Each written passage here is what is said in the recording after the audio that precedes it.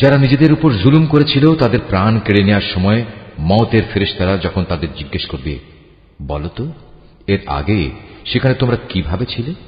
তারা বলবে, আমরা দুনিয়ায় দুর্বল ও অক্ষম ছিলাম। ফেরেশতারা বলবে, কেন তোমাদের জন্য আল্লাহর এই জমিন কি প্রশস্ত ছিল না? তোমরা ইচ্ছে করলে যেখানে চলে যেতে পারতে। আসলে এরা হচ্ছে অপরাধী।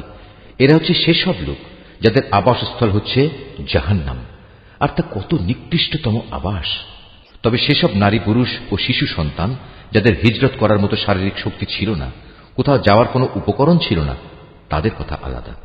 এরা হচ্ছে সেসব মানুষ আল্লাহ তাআলা সম্ভবত যাদের মাফ করে দেবেন।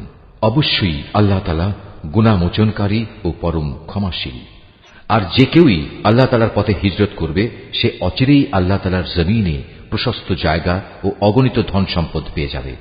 যখন কোনো ব্যক্তি আল্লাহ তাআলা ও তার রসুলের উদ্দেশ্যে হিজরত করার জন্য নিজ বাড়ি থেকে বের হয় এবং এমতাবস্থায় মৃত্যু এসে তাকে গ্রাস করে নেয়, তাহলে তার সে অপূর্ণ হিজরতের পুরস্কার দেওয়ার দায়িত্ব আল্লাহ তাআলার উপর। আল্লাহ তাআলা বড় ক্ষমাশীল ও পরম দয়ালু।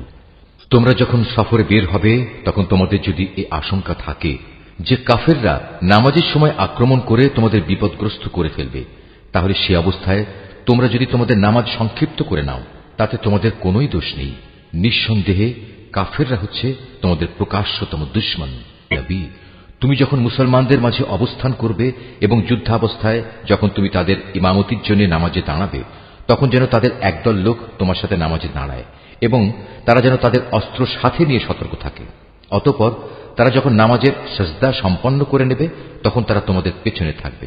দ্বিতীয় দল যারা নামাজ তখনও পড়েনি তারা তোমার সাথে এসে নামাজ আদায় করবে, কিন্তু সর্বাবস্থায় তারা যেন সতর্কতা অবলম্বন করে এবং সশস্ত্র অবস্থায় থাকে।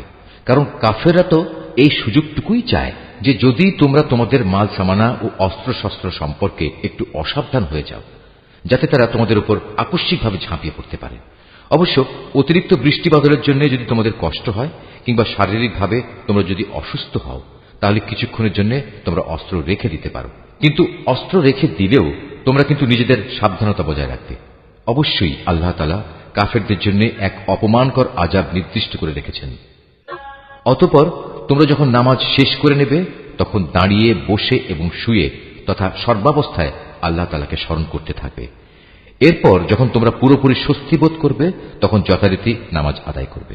অবশ্যই নামাজ ঈমানদারদের উপর সুনির্দিষ্ট সময়ের সাথেই ফরজ করা হয়েছে।